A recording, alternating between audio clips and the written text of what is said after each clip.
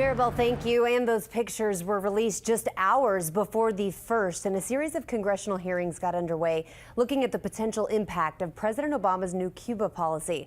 CBS 4 anchor Walter McCalla joins us now from the newsroom with the latest on the hearing. Walter. Well, Rhiannon, the first of three hearings got underway at 10 a.m. this morning, and today is focused on human rights and democracy in Cuba. And no one has been more vocal about President Obama's new policy change on U.S.-Cuba relations than Florida's Republican Senator Marco Rubio, who is presiding over today's hearing. Florida Senator Marco Rubio wasted no time in getting the ball rolling.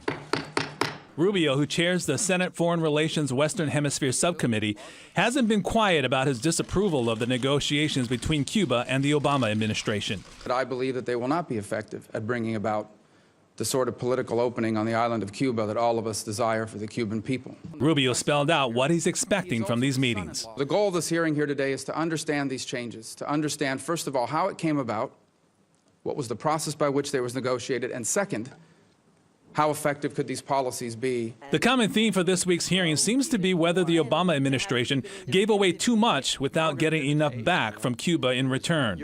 They say the deal achieved nothing for Americans whose family members had been victims of the Castro regime's crimes and terrorism. I'm concerned that we released a Cuban spy convicted of conspiracy to commit murder.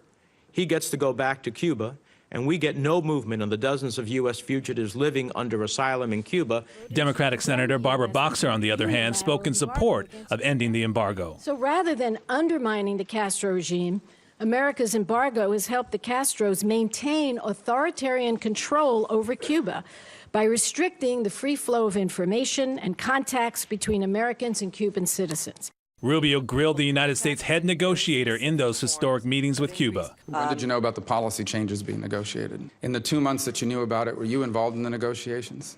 I was not. Was anybody in the State Department involved in the negotiations?